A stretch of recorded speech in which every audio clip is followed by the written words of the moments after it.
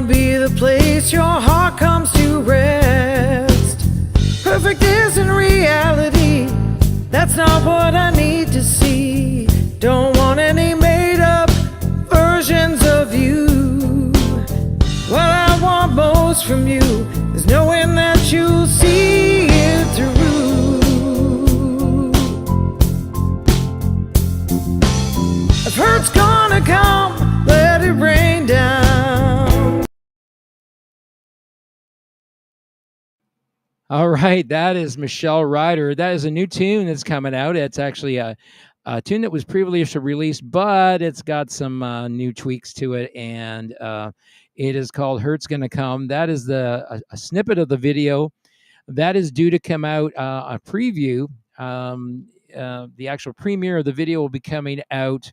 I was just talking to Sean about this before the show, and the premiere for that video is going to come out on Sunday, August 22nd or 27th. Sorry, August 27th. So watch for that preview, and then we've got another one by George Millette that's coming out on the 20th. But Sean is part of that whole entourage. Side Hustle, which is Michelle's band.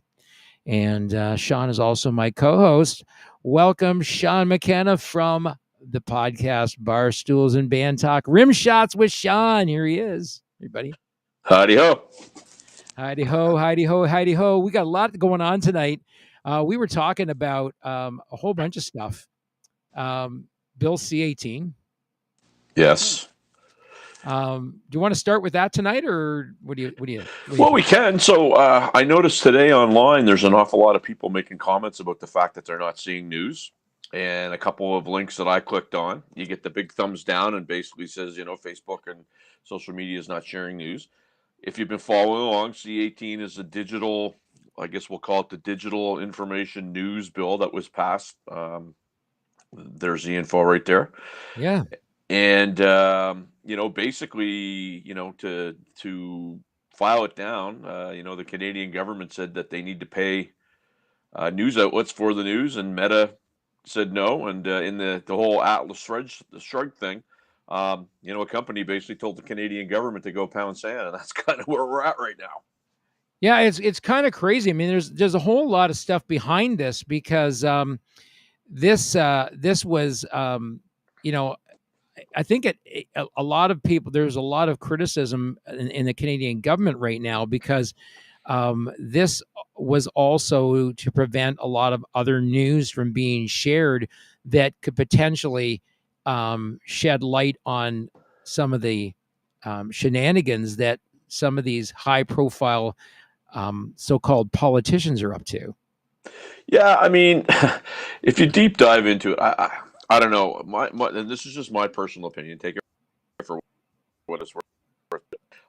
Anytime it gets too involved, it goes sideways, right? So, right now, I mean, we had the CanCon thing a number of years ago, and if you talk to a lot of people on radio, they say handcuffs them sometimes. The rub is that Canadian artists get paid because you have to play. I think it's 35% of everything per hour has to be Canadian content. But I just think that when there's too much government, stuff gets not done properly. That's just my humble 2 cents.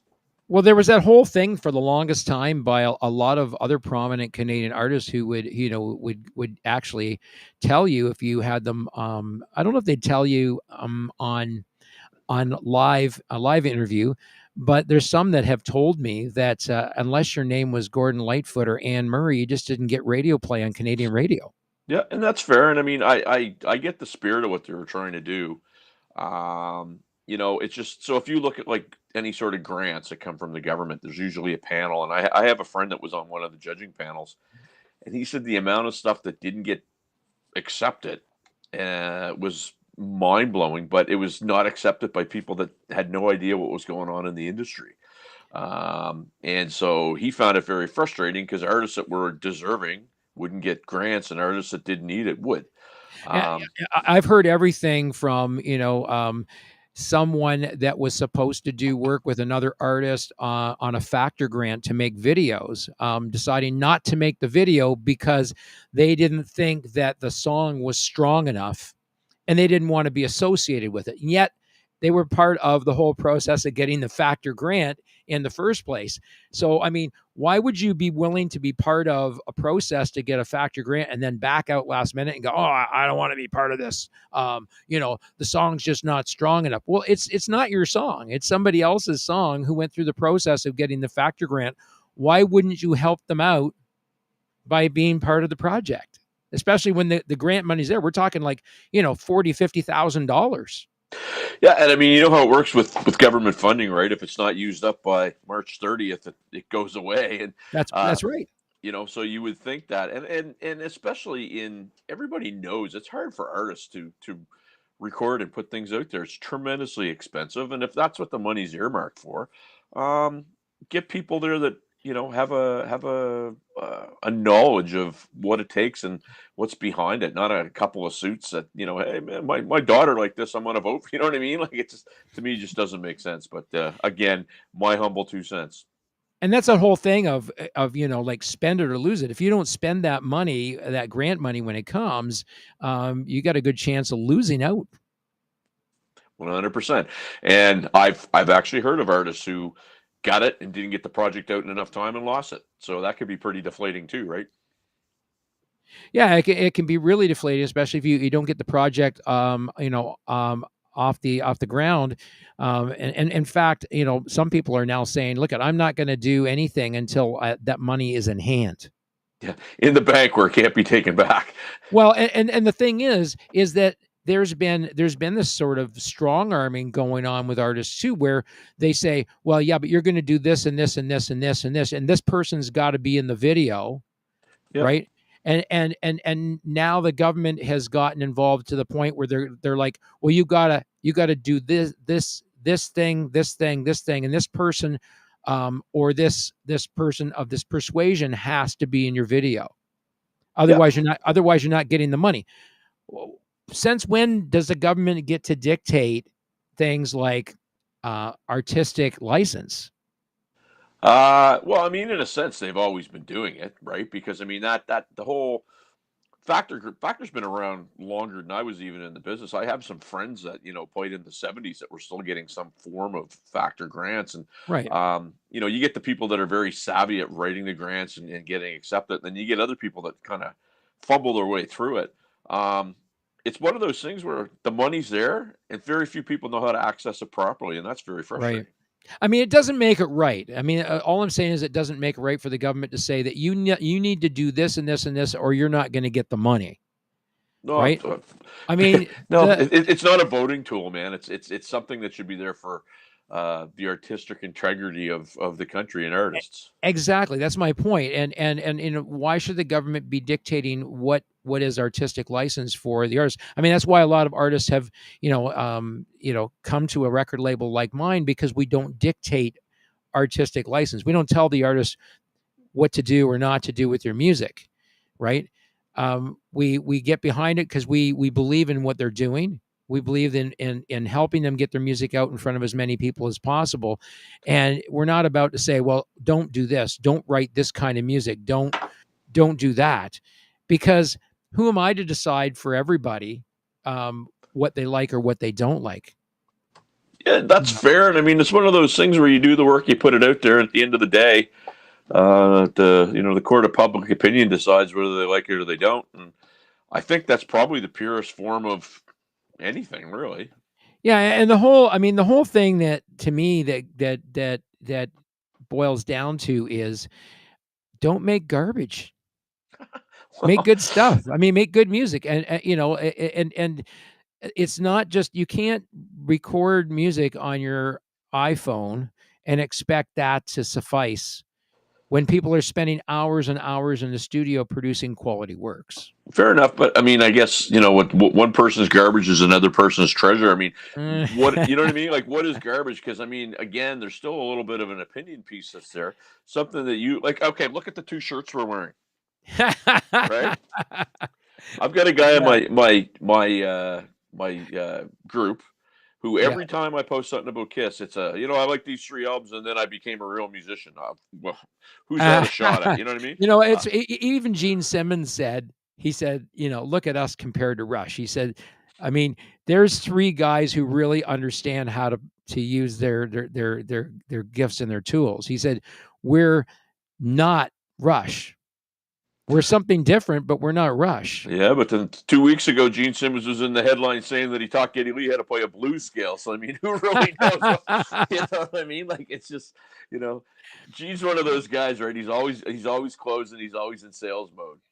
Yeah, I mean, sometimes there's a pontification that goes there along with some of those stories as well, right? Oh yeah, no question, no question. Because I'm sure Geddy showed him a few bass licks himself. Well, no question. And, like we had Brandvold on here a couple times. And I mean, like a friend of mine just the other day was astounded to find out the Kiss Alive wasn't, the only thing that was really live on that whole recording was the drums.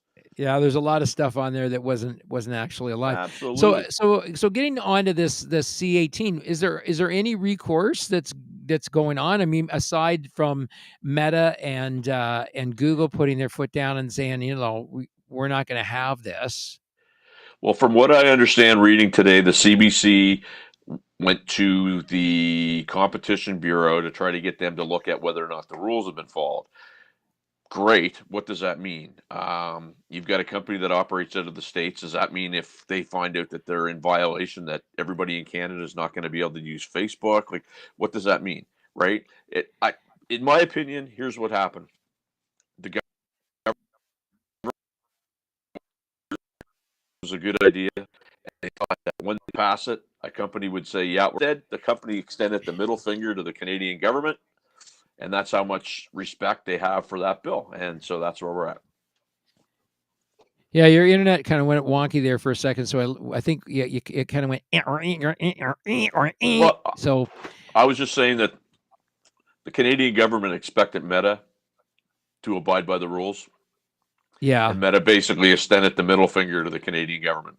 Well, I mean, here's the weird thing about it, because I mean, we know that Meta and Twitter have been testifying before Congress for their roles in censorship on social media, and what they were doing to censor things within social media, and whether or not they were complicit with being paid to do that kind of stuff. It's still unknown as to whether or not they manipulated some of the narratives that we saw over the last 3 years or so on social media, because they were either being told to do it or being paid to do it or coerced to do it in some way, shape, or form. And then you've got high profile people that have basically pushed to get this kind of legislation in place so that people can't make disparaging posts about them. Well, and you know what? In essence, that's exactly it. But here's the real sad thing. And I go back to 7 or 8 years ago. I was interviewed locally here in the CBC, and there was a quote that was actually put in the headline that had really nothing to do with the story, and everybody saw the quote, and I got lit up. And one of the guys was like, "You must have said it because CBC published it." And it's like, just because it was on CBC, and I'm not to beat up on CBC, but people are so trusting when they see things in the media, right? They don't pull the layers back any further than what they see that's out there. Yeah, I mean, just because a news outlet says it doesn't mean it's the gospel. Right. I mean, everything has an element of something to it. There's an element of a story in there, and it's always been about sort of sensationalizing the story, and taking something and expanding on it, what I call pontification. Making something more out of it than it really is. But the whole business of this does it come down to, free speech? I mean, what's next? Are they going to start telling us what we can't put in music lyrics? Well, I mean, look in the 80s, that's exactly what they did. Now, they didn't get a total shutdown, but some bands had to put that sticker on their parental advisory, which actually became a badge of honor. That they had all these hearings to say that all these artists are bad. And now everybody's like, if you get that decal on your record, man, that's a real thing. And again, I just go back to too much government involvement and stuff just messes everything up. Well, It always is. And here's the thing, like as you know, because one of the things that I do, it's one of the things that I do on a regular basis is publishing music, people's music, the actual recorded music. So um, I'll ask people, are there explicit lyrics in your music? And they're like, no. And then I listen to the songs and I'm like, yeah, there are explicit lyrics in this. Yeah. And I have to declare that. If I don't declare that, then I run the risk of internet stores ending up rejecting the recording because of the content and me not claiming that there is sort of, PG, Yeah. anything above the age of 18 information in that lyric that should be at least noted that it's for a mature audience. Right. Well, and is that a form of censorship? I don't know. Because somebody drops an F-bomb on a record, it might not offend me, but it offends you. Who's right? Who's wrong? I think as long as the declaration is there, then it's buyer beware. You still, you know that there's potentially offensive language in the lyric of the song, and you know that going in when you're buying the song. Yeah. The cool thing about it, and one of the things I love about our website is that people can actually go to the website and they can stream the whole song for free. Always selling, Kenny. Always selling, man. I love it. They can I love it. They can go to the website for free. They can listen to every song for free and then decide whether or not it's for them. Yeah. Right? We're not there to try and shove music down people's throat. We realize that music is a taste. What you like and what I like, Sean, are maybe very different in many ways, and yet you and I do have some very similar likes when it comes to music. Sure. But there are some some parts of music that other people like and go, what the hell is that? That is not quality. I don't like that. I'm not going to listen to that. Sure. So, being able to try before you buy, that's a part I love on the website is try it before you buy it. I mean, what could be better than that? Well, I love it. And here's the thing. I might love jazz and you might hate jazz. And we're both right, because that's the beautiful thing about music, right? It's Right. It's what means something to you, and that's why you listen to it. Right. Speaking of free speech and stuff that can go sideways or wrong or whatever, I'm gonna see if I can get this to play right now. Oh God, it's not gonna let me do that right now. Oh, where'd it go? Where did it go? There it is. All right. I got to see if I can find the page here right now. I'm going to share a page here with you, and we're going to talk about this one because I think this is an interesting one. Here we go. So this is Cardi B. This is what I call mic drop. This is like a super mic drop. Yeah. So I'll play this for you.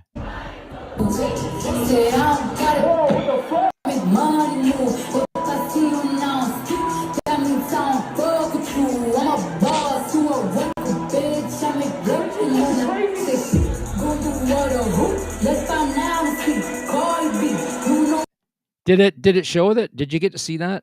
It was a little cut off. Oh, was it cut off? Damn it! Hang on a second. Let me see if I can get that to play again. You gotta pull the screen down. I know it didn't do it right. That was so weird. Let me see if I can.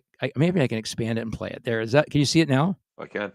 All right, here we go. Let's give that a try. See what happens.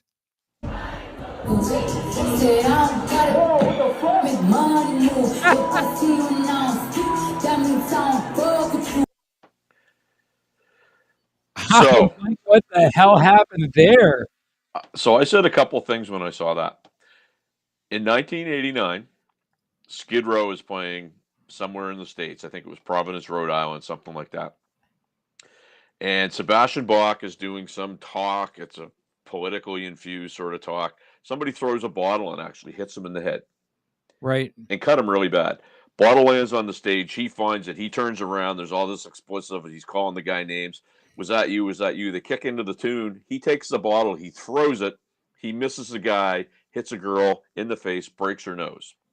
Oh. Moral of the story is he got sued for millions. He got I think it was $100,000 fine and a criminal record, and he had a hard time crossing the border. So I said, you know what? When something's going to come out of that, and what came out of that was she was up for charges, and then the charges were dropped. I get, you don't want stuff thrown at you, but the worst recourse is throwing something back because you don't know.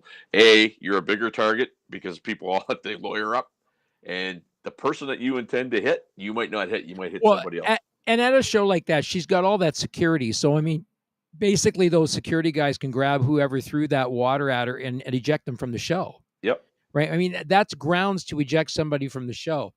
You know, I got to tell you, I've seen some weird shit happen at concerts, right? And Brian Vollmer was telling me, you know, last week about getting hit in the face with a beer bottle. I was playing a club in Halifax, and some guy launched a beer bottle at the stage. It hit up about 10 feet above me. But to this day, I go there and I can still see the beer bottle stuff on the video screen. I was playing a club in Sudbury, and somebody whipped a bottle at the stage, and I stopped. Took matters in my own hands. I don't know what it is. It's a copycat thing at times. Well, I mean, it's actually, you know, to me, it's like rubbing salt in the wound, or you know, insult to injury, because you know, artists are now already paid enough money for some of the stuff that they do, and then they got to take that kind of abuse on stage. And like I said, just because she hurled the mic at somebody didn't make it right, but it didn't make it right for someone to throw water at her. Oh, no question. You know, it's it comes down. So the problem is in this day and age, right? And it happened Saturday night. We're playing on stage. I see somebody with a phone. In my mind, I'm going, that's posted before the song's even over. And sure enough, when I looked at it after the show, it was actually posted immediately after it was taken. And this is funny. I got to tell you this. This is really hilarious.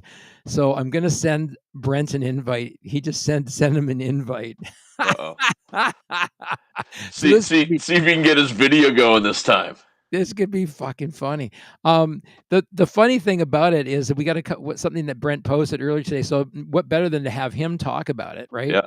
I'm just going to actually open up I got to send him an email so I can send them the link to the show. So, I mean, this whole business of people hurling stuff at people on stage is not acceptable at any venue. No, it's not. I mean, that's the bottom line. You know, people pay an awful lot of money to go to shows. I get that, but that's a choice, right? Nobody's coming to your house and saying yet, you know, you better pay $500 to go to this show. So I get the fact you're paying money, but it's a choice to go. Right. And the need to throw something at somebody, like if you're at a hockey game and you throw something on the ice, you're out of there. You're gone. Exactly. But why is it that you're at a concert and it's acceptable? I honestly don't get it. I mean, you know, it sometimes people think it's acceptable. I can remember, you know, years ago, seeing people get into it in concerts, and you know, not long ago, my kids were at a concert over in London, and people were going through the crowd purposely clotheslining other people.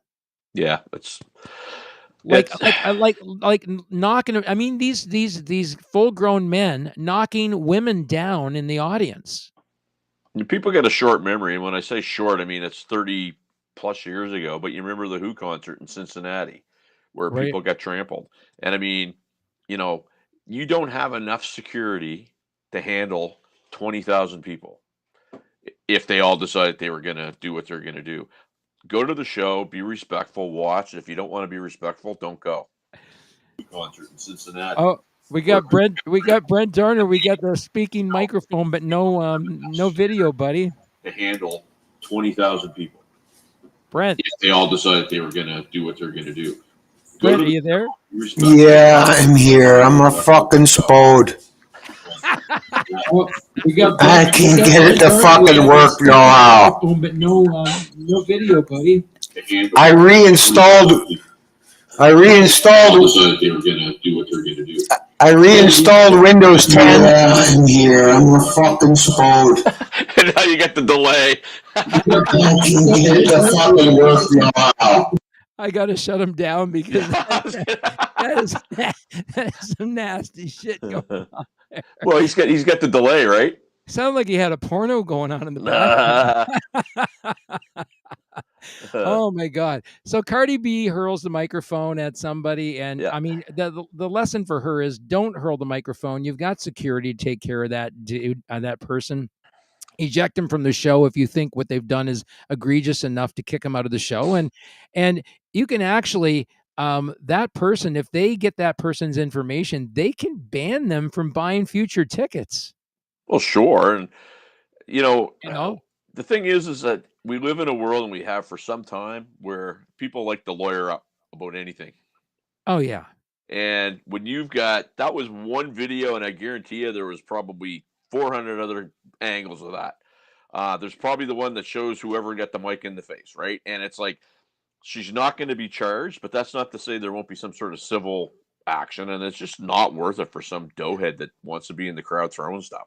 I mean, as litigation goes, I mean, the U.S. has always been ahead of Canada in terms of that kind of litigation. Yep. I mean, it's like that goes back to the day that woman sued McDonald's for getting burnt on their coffee. Oh yeah, Jackie Childs from Seinfeld, baby. It was interesting. I remember a woman. She sued a company. She sued a company because she was in Loblaws. I think it was a Loblaws store, one of those major grocery chains, and those sign holders that go above to advertise the prices. Well, there was a metal sign holder above it, and she stuck her head down in the freezer or whatever. And when she went up, she cut her head on this sign holder. And she didn't sue Loblaws. She ended up suing the company that made the sign holders. And of course, it gets settled out of court for an undisclosed amount of money. Yep. And then a non-disclosure agreement ends up getting signed, right? I mean, this ridiculous shit should actually go to court, and a judge should say, this is frivolous, this is stupid, right? I mean, how many times have you hit your head on a cupboard? You go and sue the fucking company that made the cupboard because you got a goose egg? Yeah. But I mean, it gets down to people taking personal responsibility for their own actions and their own self, and people don't want to do it.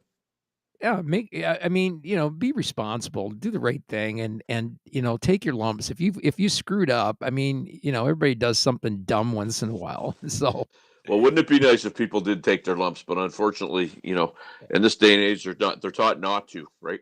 Well, it's about pointing the finger at somebody else, right? Yep. I mean, and I honestly believe, I mean, I kind of laugh at what Google and Meta are doing, and I'm waiting to see Elon Musk isn't going to fall for that crap.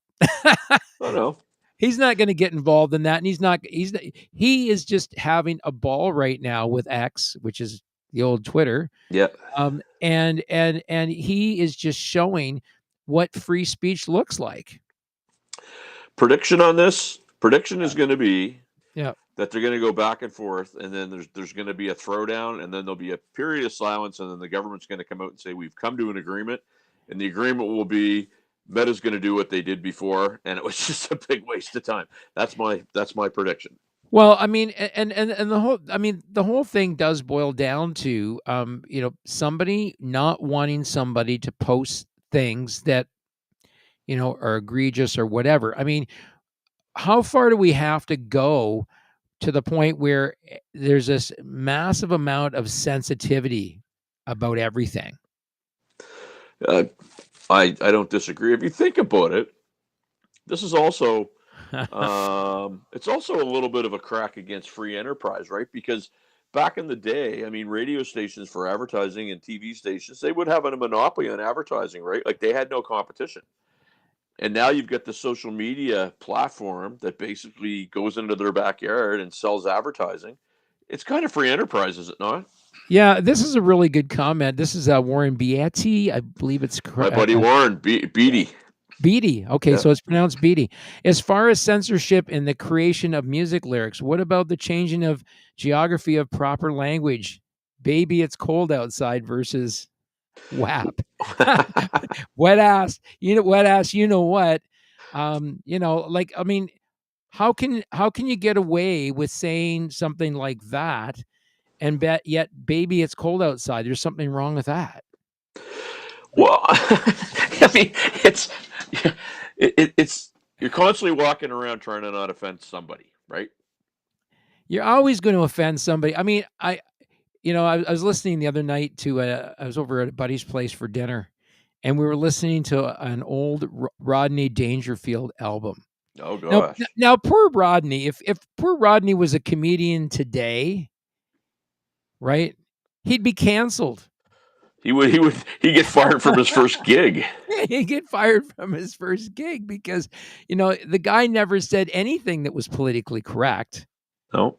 Right? And yet he was hilariously funny with his delivery of jokes, and it was fine with the time because people let their guard down. They stopped being sensitive, and they just realized that humor can be dark. Humor can be off the wall. It can be something really stupid, and it doesn't have to offend. I mean, it only ends up offending somebody if they allow themselves to be offended by it. True, but it's funny. The old 80-20 rule is almost reversed now, right? Because one complaint comes in, and they're going to move heaven and earth to fix something. So you fix it for one person, you tick off 20 more, and then you got to so it never stops. It never stops. And, there's some stuff that's just blatantly wrong. Everybody knows it. That's one thing. Yeah. But, if I'm wearing a pink shirt and somebody says, well, I don't like men wearing pink shirts, outlawed. I mean, that could happen. Right? Well, think about it. There were some pictures today with the Prime Minister going out to a movie with his kids. And his son was wearing a pink shirt. And there was a bunch of social media posts about a teenage boy wearing a pink shirt. Who cares? Who cares? Yeah, I mean, I think it has more to do. I think it's deeper than that, to be honest with you. But I mean, I really try and stay away from all the political BS that goes on out there because it has a lot more to do with the person that's in the photograph with him rather than the son himself. Well, that's fair, but I mean, here's another example. Because again, and getting away from the political part of it, here's a guy who wanted to not be hounded by the media and not have them, make a big deal about his separation from his wife. But then it's okay to use his kid for a photo op. Come on. Well, that's fair, but I mean, you can't have it both ways. Well, but what does every celebrity do, right? Like 10,000 selfies of them, eating cereal and doing this and that, and then something bad happens. Please respect our privacy at this time. Yeah. How can we do that? Like, it's, you know what I mean? You're a public figure. I mean, you're a public figure, and people are always going to take a jab at you when you're a public figure. And the thing is that any public figure, I don't care who they are, right? Unless you're somebody that doesn't really give a shit about what anybody else says about you. But if you're a public figure, everything is about your image, right? Everything is about you being above reproach. Right? Don't do stupid shit. Don't do things that people are going to call you out on because people will call you out on it. Yeah, and for sure. And I mean, we live in, these people are public figures. Let's call it what it is, right? So if you're in hockey, you're successful in hockey or football, there's a reason why, 25 guys are playing a game of football and 80,000 people are watching them in the stands, right? I got to show you something here. Hang on here. These people are public figures. Oh my. Right? So we got you there, Brent. You're successful in hockey. No shit. There's a reason why. Can you turn your microphone down just a tad, brother? How's that? Your microphone's a little hot, but other than that, we got you there, Brent. How's it going, you guys? There's a reason why. I can hear you. Must have Facebook playing on your sound system because it's echoing back. Your microphone's a little hot. He hasn't. Brent, you can hear me. Brent's back off stage right now. Brent, you've got your playback or something coming through your speakers, and it's echoing back through our system here, and it's like creating some major feedback. So, if you can figure that out, maybe put a set of headphones on, maybe that might help, or turn your speakers down a bit because whatever we're saying is coming back through your microphone. But those gold records look some good on the wall, didn't they? Don't those gold records look great on the wall? Yes, sir. It's awesome to have him, and he's got his camera working now, which is cool. Baby steps. Listen, he's put his headphones on. He's a smart dude. He'll have this figured out in a minute. Now all you need to do is make your camera smaller because your face is taking up the whole. Oh man, Brent, you're fucking. It's really. Your microphone's super hot, dude. I've always had a big head. That's not what I heard. He's Luigi with the big fucking head. Okay. So we talked about microphones being hurled at people. Hey, Brent, when you were in the world of live music, playing any places, did you ever have shit thrown at you on stage?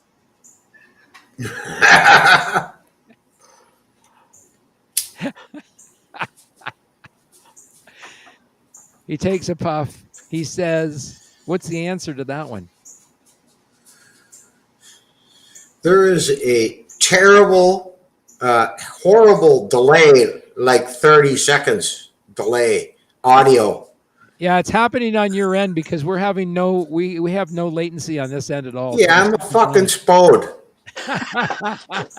I'll try and figure it out. Okay, I'm gonna mute you for a minute while we figure this out. Put him in the green room. Going on to the next thing that Brent posted. You and I talked about it a little bit before the show. I wanted to get onto it, and there's a couple of things I want to put up here. So let me just get this up on the screen. This one here, and we'll share that one. So while you're doing that, I'd like to point out Warren that posted that comment. So Warren's in St. John, New Brunswick. Very old, dear friend of mine, fellow drummer. One T-shirt is equivalent to 5,000 streams on Spotify. 76% of all music in 2019 is streamed and not bought physically or digitally. Band merchandise is the most direct way of supporting an artist. So isn't that interesting now that you're hearing all these venues trying to take a cut of merch? Yeah, I mean, the whole 20% cut thing on the merch to me doesn't fly. That is another slap in the face for musicians who often depend on merchandise sales to sort of ante up the difference in what they don't get paid for their work at the venue, or they don't make off ticket sales or what have you. And so now you've got venues demanding 20% of their sales, which in some cases, depending on how much they're paying for T-shirts and other merchandise, their profit margin may not be all that great. Yeah, there was a very, very interesting article in Ultimate Guitar yesterday by none other than Mr. Steve Vai.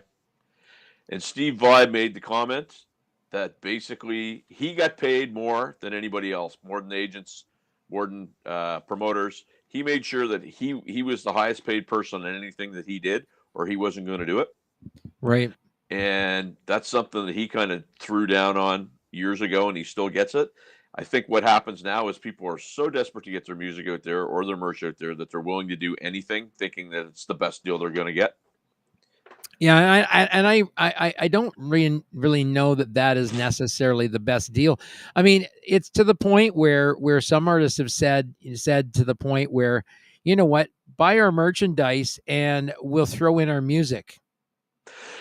Yeah, well, I had a conversation. I interviewed a friend of mine for the TV show, Chris Potty. He's a drummer out here. He's a musical director for a guy by the name of Jason Benoit, who's a wonderful country artist. And Chris and I were talking, and it's okay to say no. If somebody offers you something and it's not what you want or need that makes sense for you, it's okay to say no. And a lot of people are terrified to say no for fear that they're not going to get asked to do another gig or sell more merch. And, at some point in time, you have to say no if it doesn't make sense for you. Yeah, I mean, everything has to make some level of business sense. And I think that, you have, I think, it comes down to the point where is the band or the artist that's playing at the venue, are they wallpaper, or are they there serving an actual purpose and entertaining the people, the patrons that come out to the venue? Well, that's a $100,000 question, isn't it? Well, and the thing is that if they're offering something of entertainment value to the people that are coming out to the venue, then there are, different ways that those artists can be remunerated for that work. I mean, some of that is, tickets at the door, cover charges. Mhm. I can remember even back in the day, back in the 70s, paying a $2 cover charge to hear a band. Well, it's You know? funny. There's an interesting debate on my page today about it was about, of all things, karaoke, and people were like, well, there should be cover charges for band, but no cover charges for karaoke. Well, karaoke's still entertainment. Um, People can debate that all they want, but people put a lot into karaoke. The real thing is, in my mind, people want stuff for free, right? They don't want to pay for stuff. So you got to get them out of that mindset of, hey, you're just going to get your name put on the door. You're going to get guests that are comped or whatever. People have to understand people's time, people's experience costs money. That's just the way that it is.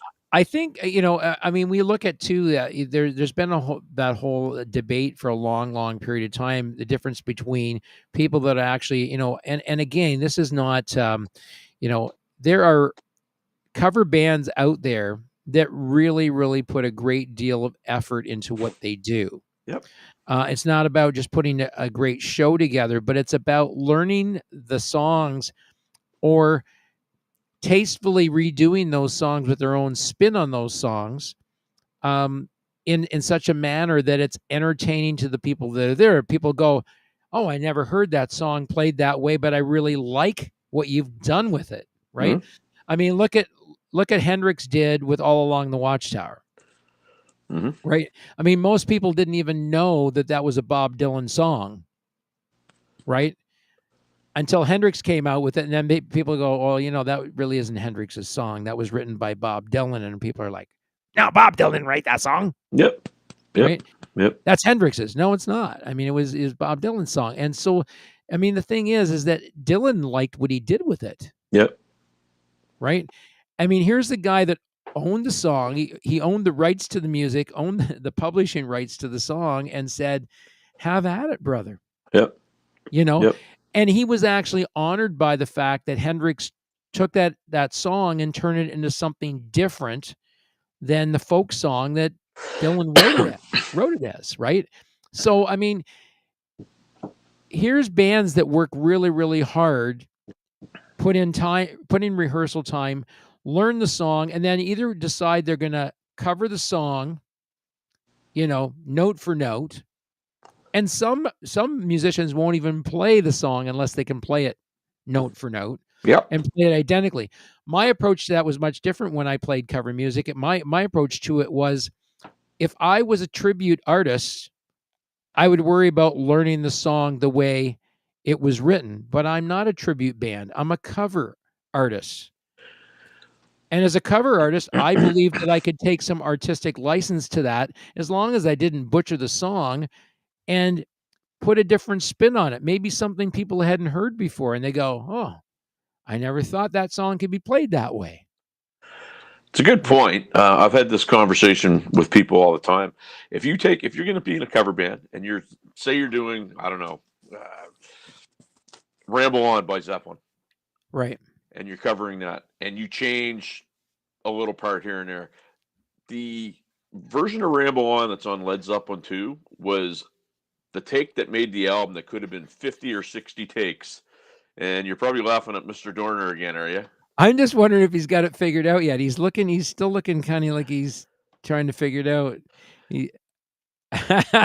I see what looks like an F word coming out of his mouth. So I think he's still working on it, but he's damn close now. So, but what I was saying is that the Ramble On and Led Zeppelin 2 was one of possibly 10 takes that might have happened. That just happened to be the one. So does that mean that's the right one? Well, that's the one that made the album. Yeah, exactly. Right? Now, if it's an iconic part of the song, like, you're doing In the Air Tonight by Phil Collins, and you decide that, you want to, do your own version of that, Phil. Well, people probably Right. don't want to hear that, right? Yeah, Warren's got another great point. I love this one here. Remember when there wasn't a covered charge, but there was a mandatory coat check in most larger venues back in the 80s and 90s? No one blinked an eye to the coat check. And in fact, they would tip the hot girl behind the counter separately. Terminology sucks. I don't know what he's talking about because we had a couple of large venues in Halifax, and that's exactly what they used to do. Yeah, I mean, and so there's more than one way to skin the cat. So when it comes to doing this kind of thing, and so all I'm saying is that the one thing that's kind of ruined it for other, I guess, cover artists is these weekend warriors that have great full-time jobs, make oodles and oodles and noodles of money, but decide that they want to play weekend gigs, and sometimes they'll play for beer and wings. Well, it's like you were in that conversation that Chris Potty and I had 2 hours ago, because that's exactly right. And here's the other thing that happens. A bar sees another bar that has live entertainment, and they go, we want to try it. So they go to somebody and say, well, hey, we can't pay you, but we'll play for beer and wings. And a lot of the people that do it as a profession decide that they're not going to, but the beer and wings guy winds up being that weekend warrior guy like you're talking about. Yeah. Then they try the entertainment for 2-3 weeks and it's not working, and it's cut, and live entertainment sucked. It doesn't work. It's one of those things where, you got weekend warriors. Again. You got weekend warriors, but you got hobbyist club owners too when it comes to music. Definitely. How's that, Brent? Is that working better, buddy? Can you hear us now, or are you still latency?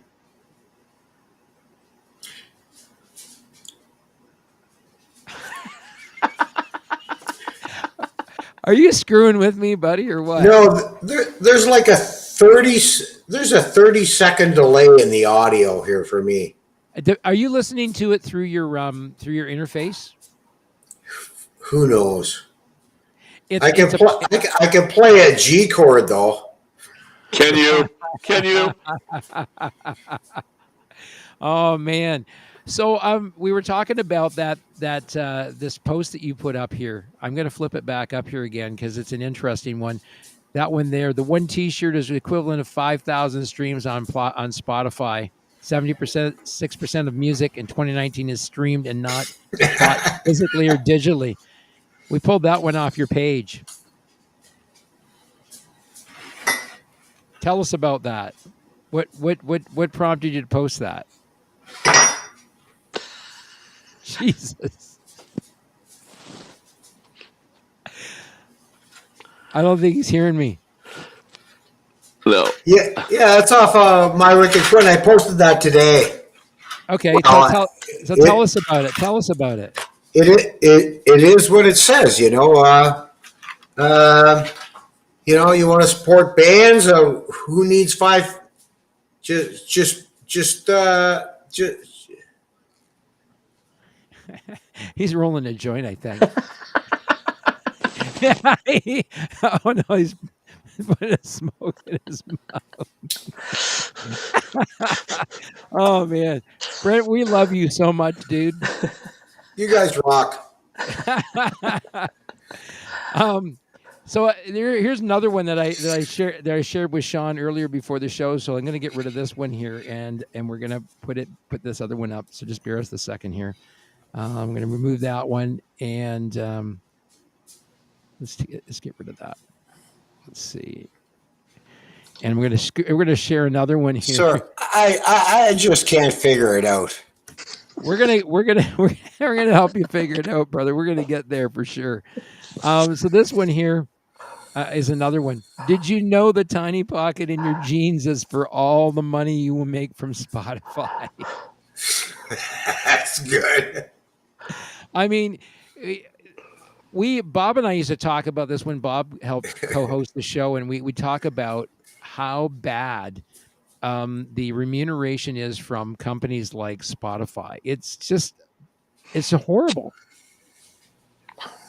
It's like the worst in terms of remunerating people. We were also talking about, how some of these weekend warriors that aren't serious bands can ruin it for other people who are actually working at putting on a real show and entertaining folks at venues, and how people will play for wings and beers, and how bad that screws it up for other people.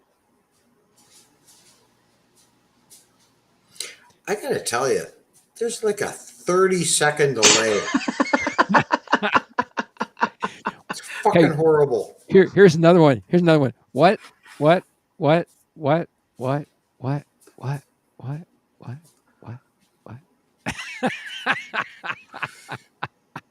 I'm just messing with you, brother. I'm going to say that your 30-second delay, if you're listening to this through your interface, is probably creating the delay. And it's the block size that you've got your interface set at. It's actually playing everything twice. Yeah, you got to probably have your block size set at 128 or something like that. So that's going to create a problem for you.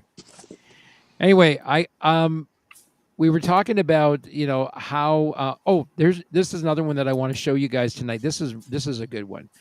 So these are, I don't know, this isn't actually misunderstood.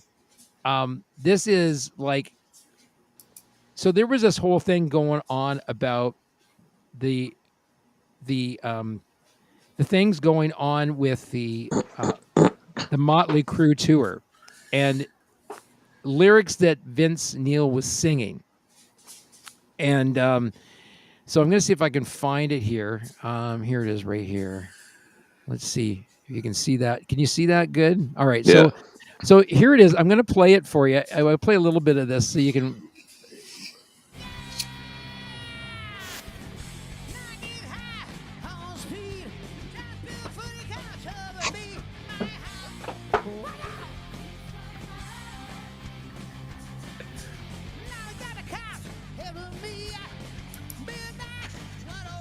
Big Mac 103. Like, what the hell is that, right? Can you honestly believe that, Sean? Like, what the hell? There's I don't even know where to start. I mean, that's a band for me that I grew up listening to, and it's like it's I don't know. It's almost like take the money and run, right? Here's the thing. My daughter was saying that she wonders if people have been sort of doctoring up these videos and dubbing in lyric, because my wife and daughter, I took them to Columbus, Ohio yesterday. We went down to Columbus, Ohio, and they saw Brent's a comic relief tonight, that's for sure. So I took them to Columbus, Ohio, and they saw Alice Cooper. Yeah. They saw Def Leppard and Motley Crue. Now, my daughter's 22 years old. She's never, ever seen Alice Cooper, and she said, oh, my God, the best showman ever. I'd agree with that. Here's a 22-year-old millennial saying that. I mean, how cool is that a 22-year-old person goes to an Alice Cooper concert, and she's got future show. She got some great clips.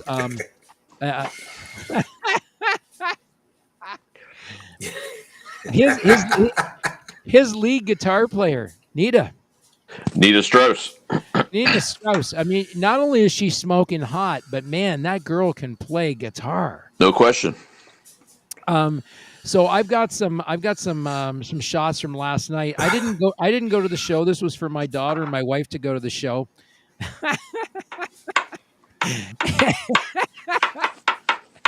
Oh my God. Are you inspecting Brent? Brent's inspecting something. So I took them to the show, and then I dropped them off, and they went and saw the show, and they saw Def Leppard. And my daughter knows all the lyrics to all the songs. And here's the funny thing. Nicole said there was none of that nonsense last night. She said she listened to the lyrics that Vince Neil was singing, and he sang every lyric for every song the way it was written. Well, I mean, how many times can you see jokes on the internet before you start correcting yourself? I mean, really, right? And Nicole said, here's a cool thing that she noticed. She said he looks like he's even dropped a few pounds. Well, that's actually widely known. Part of the deal was before I think it was Live Nation agreed to even put that bill out. He had to lose a bunch of weight. He worked with a personal trainer. I heard he lost darn near close to 80 pounds. Let's call it what he is. I mean, he's a personality more than he's a singer. He's got a distinctive voice, but I don't think anybody would accuse him of being, a fifth tenor in a opera, right? He's what is he? The California version of Sebastian Bach. Well, Sebastian's a little bit trained though, right? But I mean, Vince has always been that guy that, widely been known. Any clips you ever see of him. Now there's a guy that we should have on the show. We should get Sebastian Bach on the show. Oh, I'd talk to Sebastian in a heartbeat. Yeah, he'd be fun to have on the show. Yeah. No doubt about that. He and it'd be cool to get him and Brian Vollmer on the same show. That could be really funny. Brent's still trying to figure out his sound, and so I'm gonna cut him off again. I'll talk to him after the show. Yeah. We're coming up towards the top of the hour. I think we got most of the stuff in tonight. But I mean, it's funny how people put the stuff out there. And he was doing, instead of Kickstart My Heart, he was singing Kickstart My Honk. Yeah, I mean, it's one of those things, right? I mean, if a band goes out and does 200 shows in a year, and I know that he does some Motley stuff, and then he's got his own solo thing.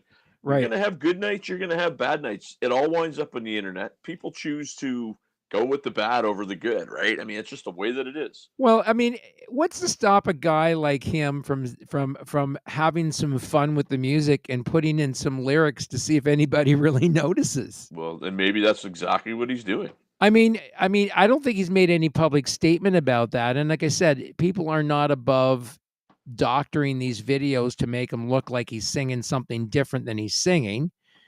So I mean, God only knows what the truth is about that. I'd love to have him on the show to talk about it, to find out, is he purposely screwing with people when he's singing this? Now, there was a rumor at one point in time he was singing these off lyrics when they were doing shows in foreign countries where people might not understand what he was singing anyway. Possible, but you know what? He's a guy who, I read his autobiography, and a lot of people go, "Oh, well, it's their own version of their own story." He actually has every one of his ex-wives write a chapter in that book, and they pull no punches about Vince, and he left it in there. So he doesn't strike me as a guy that really cares a whole heck of a lot what internet world says about his singing or whatever, And I think they're all like that to an extent. And I mean, I think that if you're a musician at any level, you kind of have to have a little bit of that callous on you, or you're gonna have a real rough go of it. Yeah, and I think you gotta get to the point in your career where you gotta stop caring about what other people think or say about what it is you do.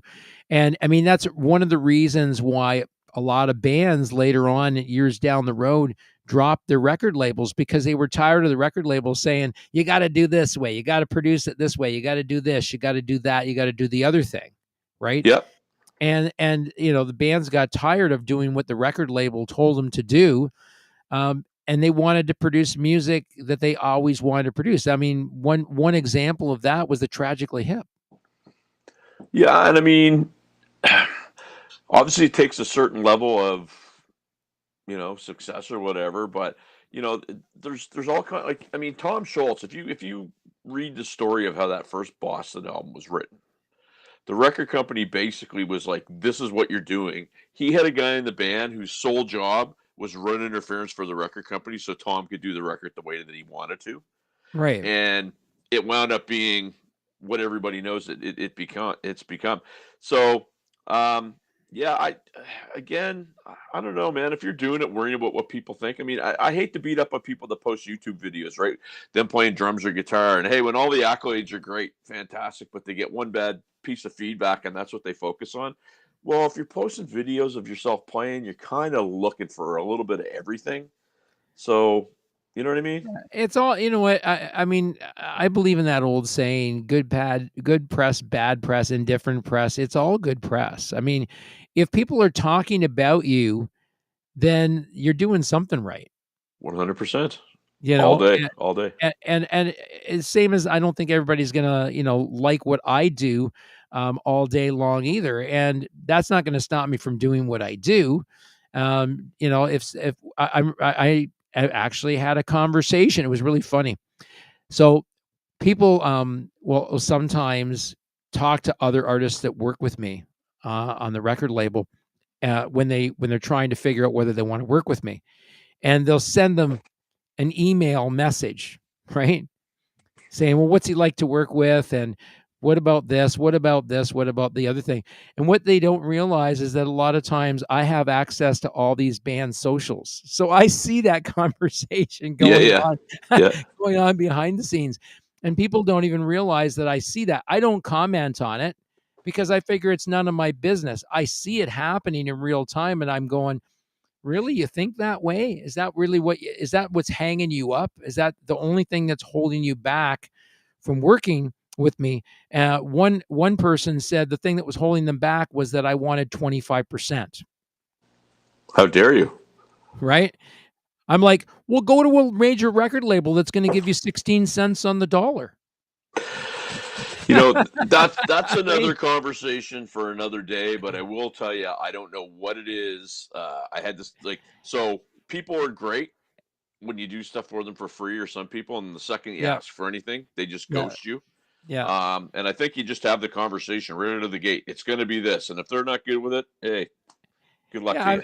I mean, and the thing is when people don't realize the work that goes in behind the scenes of the work that gets done to actually market digital music, they don't really understand the work of the industry now, because the majority of the work that gets done isn't stuff people see. It's 100%. Not all the flowery, nice stuff. It's like you and I were talking about. It's the analytics and all the boring bullshit that goes on behind the scenes that real record labels do for their artists that nobody ever sees or gives them credit for, because they don't realize how they're, trying to manipulate those algorithms in Spotify to get their music to the top of a playlist, for example. No, that's right. That's right. And all the work and hour count, all the thankless, countless hours that go on doing that. And then you go, okay, I'm tired of hitting my head against the wall for tonight. I'm going to bed. After you spent, 6 hours out in the studio, behind the scenes, trying to manipulate algorithms to get artists' music to the top of playlists. And people don't see that work. And oftentimes it's the work they don't see. It's the same as, I'm gonna say this in closing tonight, and I know you'll have your own closing remarks. Played a gig recently. I haven't played live for 10 years, right? And we had an opportunity to play live at a biker event, and of course we're going to play mostly cover tunes at this event because we wanted to play stuff people were familiar with, but we were also going to play some of our original music. And the host of the event saw us unloading all our gear. Right. And I also said to him several times, I really didn't want to do the gig because I hadn't played a cover tune for over 10 years. Right. And so we had to go back and relearn, 40 songs for the evening and then, teach another guy how to play a couple of our tunes. And he saw us unloading and all the work that went into getting ready to do the production. And he said, fuck, this isn't just like you plugging in your guitars and playing, is it? Exactly. Like, no. And I said, this guy's a motorcycle mechanic. And I said to him, just like nobody appreciates your labor and all the hard work you put into putting their Harley back together after you've tore it down and put in new valve tensioners, for example, and all the work that's involved in doing that work. And they go, oh, it's a $2,500 bill. How dare you? Right. Well, they don't see the hours that the guy spent just getting it to, not just getting it to work right, but getting it to sound right. Because good mechanics know what a Harley should sound like when it's running. Yeah. Right. And he said this, I said that just like people don't appreciate the labor that you put into motorcycles when you fix them, very, very few people appreciate all the work that goes into this. I said, we spent 4 hours just tearing all my gear out of my studio and loading it up and getting it ready to come here. I said that most of that studio gear has not seen the light of day for 10 years. right? And I didn't even know if some of it was going to work in that setting, that night, because we just didn't know. And he's like, I didn't realize how much work went into this until I saw you guys do it. And we ended up making extra bucks that night. He went to everybody that was involved in the event and collected extra money for us and brought us a nice gift of extra money at the end of the night. He said, I wish it could be twice that much. But he got it. Oh, totally got it. Right. And I wish venue owners and patrons would really understand the work that goes into an artist playing a show. It's not just them showing up. Yeah, and I don't know how you help them get that, right? Because it's always the same. It's been the same old story for longer than I've been in the business, right? And it's just, I don't know how there's a value on it, but for whatever reason, it's not the doctor or the lawyer that gets cut when things are bad. It's the musician or the art or it's always that the thing that really has the highest value, that does the most for people from a mental capacity, is always the thing that's the first to go. I'm telling you, they get it down in Nashville. I mean, people that go to the clubs down in Nashville get it. I mean, I got it when I was down there. I mean, I think every bar I went to, every club we went to when we were down in Nashville, I tipped every band $5. Yeah, I think though with Nashville, and a lot of people have said this to me, you can't compare that to anything. It's just a thing all on its own. I mean, people say you can't compare it, and yet at the same point in time, it's an appreciation thing. I mean, I saw people putting $20 bills in their tip jar. Yeah. Right, because they appreciated what they were doing. Now, mind you, because I was not just at one club that night, we went to a half a dozen clubs. So I was tipping, $5, $10, depending on how many artists were in the band. If they were a 3-piece band, I would tip them $5. If they were a 4 or 5-piece band, I'd tip them $10. Right? That's American though, right? Yeah, American money. Okay, you didn't put a Canadian like 10. No. Thanks a lot for the $2.50 tip, Ken. No, it was all American money, and I went to the bank purposely for that, because I understood that is a major part of how artists down there make their money is off tips.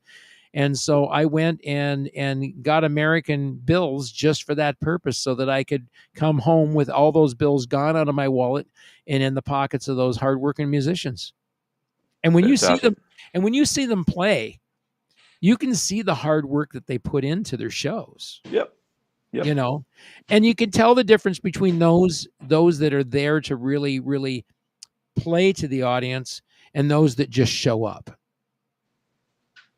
Right? Absolutely. And give me a closing remark. Well, I had a lot of these conversations with my friend Chris Potty today, and it was a lot about musicians getting paid. And the funniest line that he said all night, which I think people will get, I went to my mortgage company and tried to pay my mortgage with exposure, and they wouldn't take it. So that's it right there. That's right. I gladly pay you Tuesday for a hamburger today. Right. Doesn't work. It doesn't fly. Well, everybody, thanks for joining us tonight. You did hear some misheard lyrics. You heard some mic drops and other stuff with me, Kenny, and that guy, Sean. And you're not him, and you're not me. I'm Kenny, and you're not. This has been the Indie Show. Have a great night, everybody. See you soon.